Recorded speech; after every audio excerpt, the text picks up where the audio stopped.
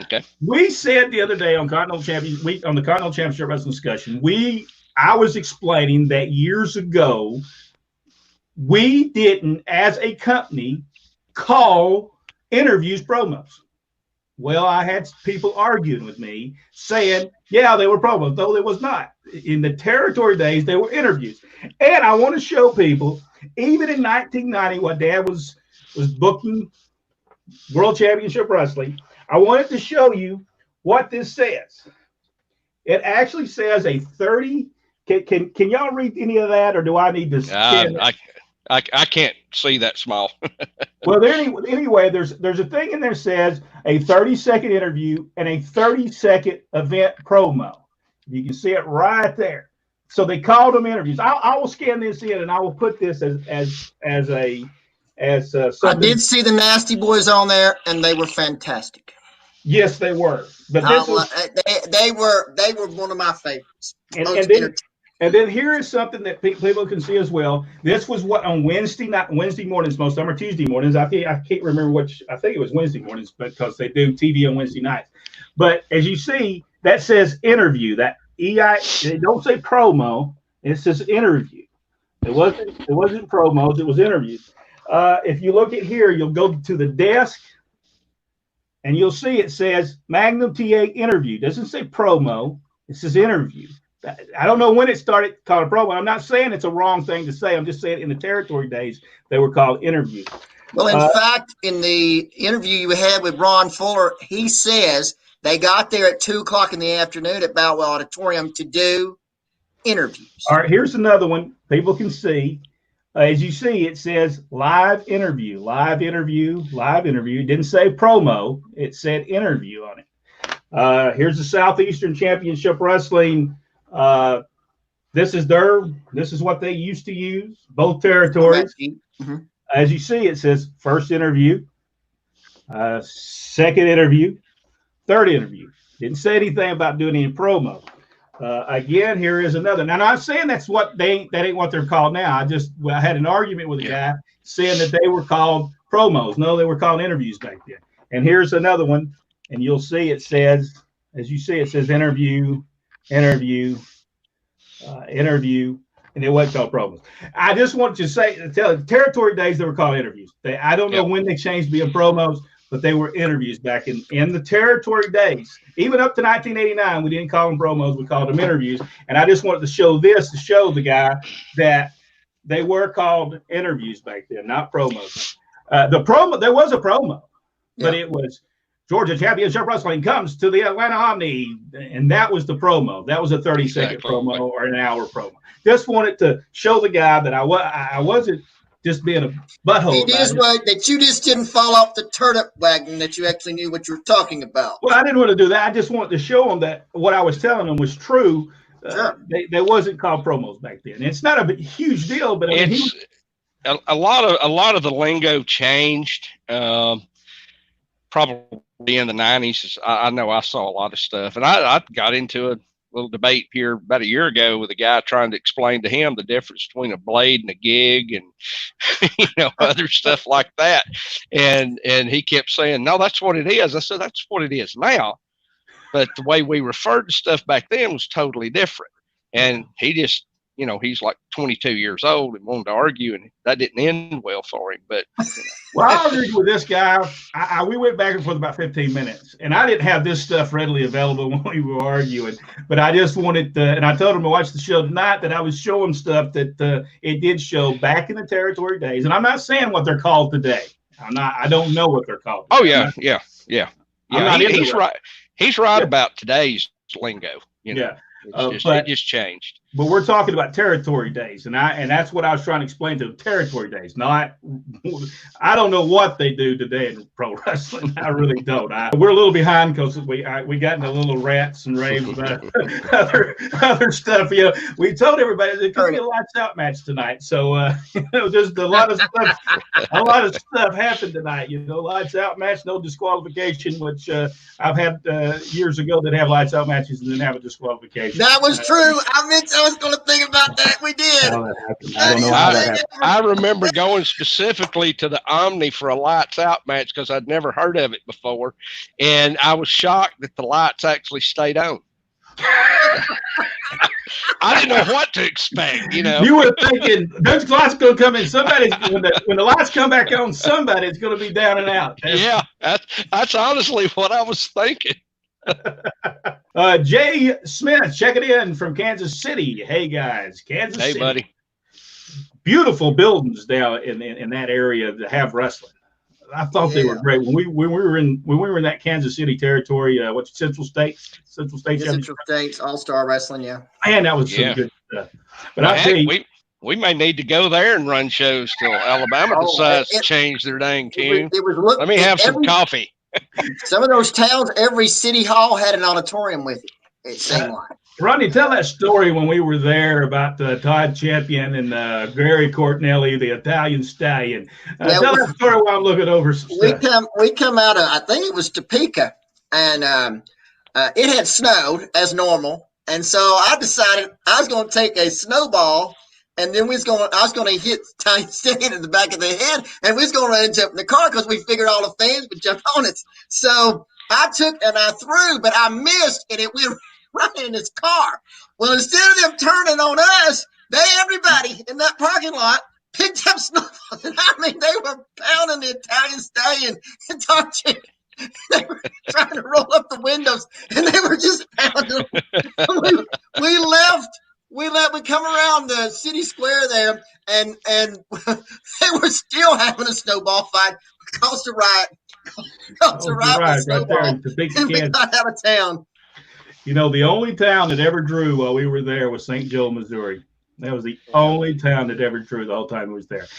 It was very hard that was a very hard situation. We'll have to talk about that one day, of how hard that was to get people to understand. We actually, Dad wanted to go get a little wrestling ring and get a bunch of little wrestlers so he could go over the finishes with each one of the guys.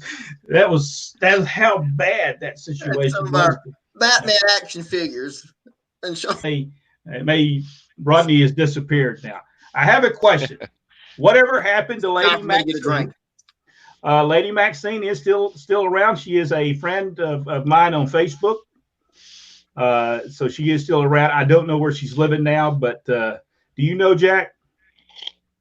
Really, last I heard was in Florida, but that's been years ago. I will check for you, Dennis. But she is a friend on Facebook, and I'm going to try to get her to come on here and talk about her time in wrestling and especially the time she did because she got over big time in Florida. She got over big time in Continental. She went to the UWF, and I think maybe did she manage the sheep herders there, or was it against the sheep herders? Jack Victory and she was with Jack Victory and John Tatum. So she had a great career. So, but she is still around. I think Florida maybe, but I will check on you and make sure. And guys, do you remember the #1 wrestling fans in Montgomery, Gladys Spider Haynes? Any good stories about her?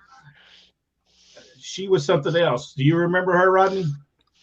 I probably remember her face. I'm terrible with names, though, but I probably remember her name. I remember her face.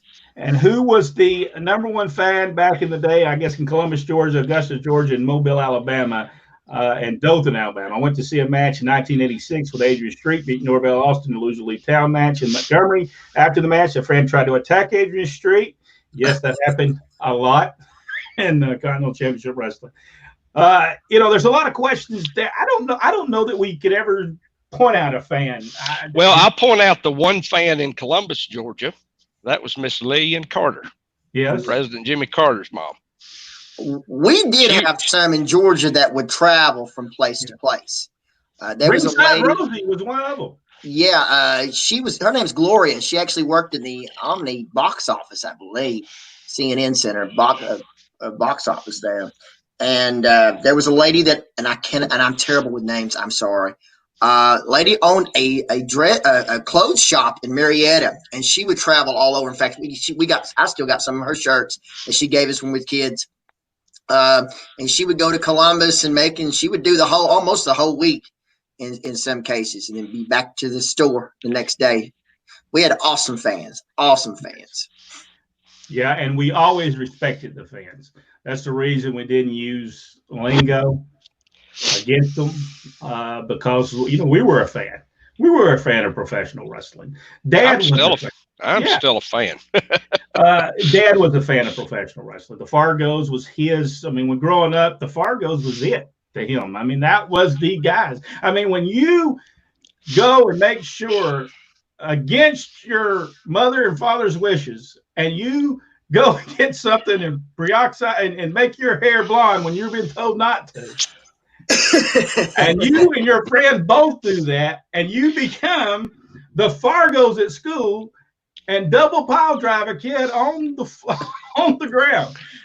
You're a wrestling fan, okay? I can't believe that happened, except I did almost the same thing. Body slammed a kid in 6th grade in the boys' bathroom. that was a pain. It hurt me in the end more than it did him. Yeah, and I will be honest, I have pictures somewhere. I have a picture of me, and I'll have to show it one day. I've got the cowboy hat of Stan Hansen, okay? I've got the cowboy hat on, and I've got we for some reason we had the Georgia Heavyweight Championship, and me and Rodney tried to clean this Georgia Heavyweight. Our problem was to clean this thing up.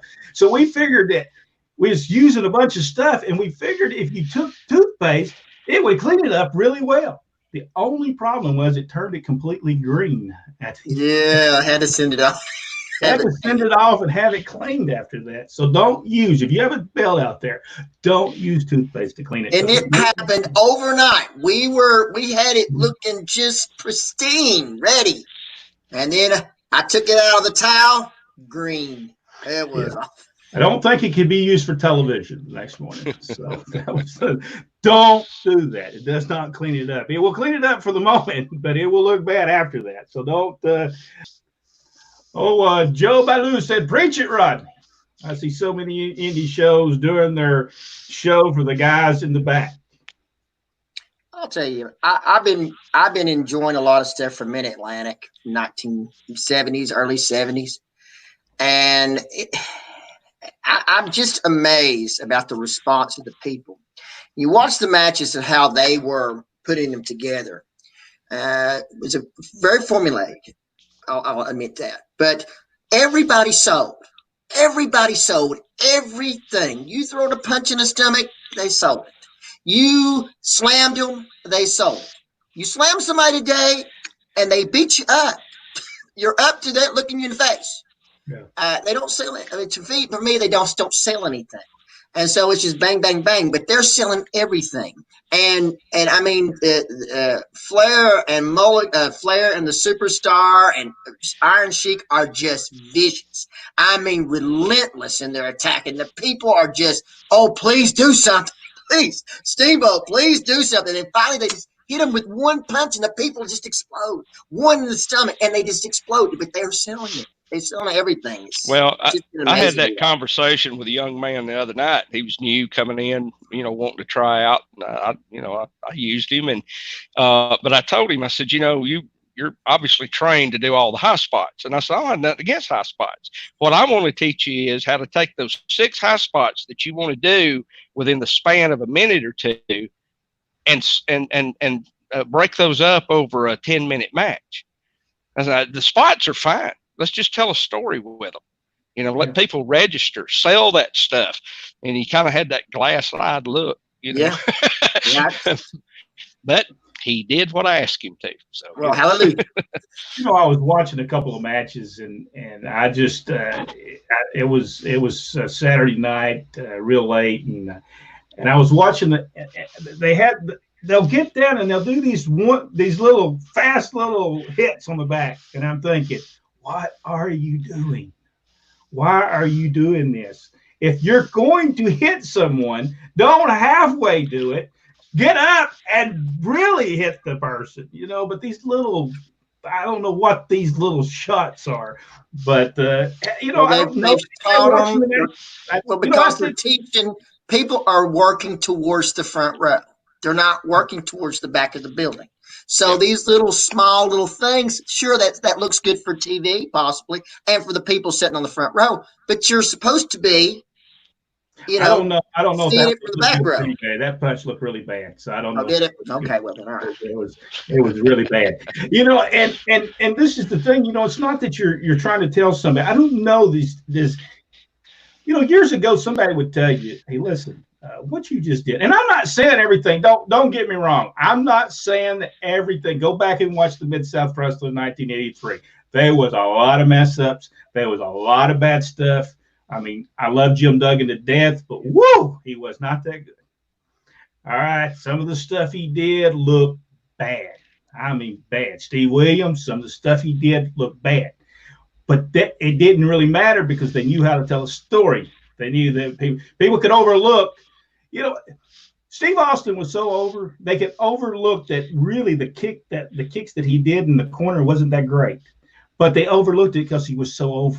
So it didn't matter that he did it. But nowadays, if you're not over and you do horrible looking stuff, they're going to really get you today. And I think that's what's happening on a daily basis in wrestling today. The guys are not over. So everything they do, the people are they're just in there pounding them. That's not any good. So I told you there was going to be a lights out match tonight.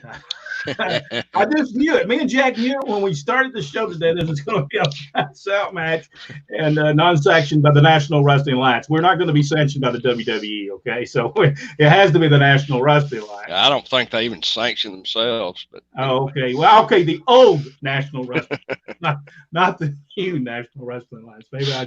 Maybe I should go there when there was actually a National Wrestling Alliance, not just the words that said that.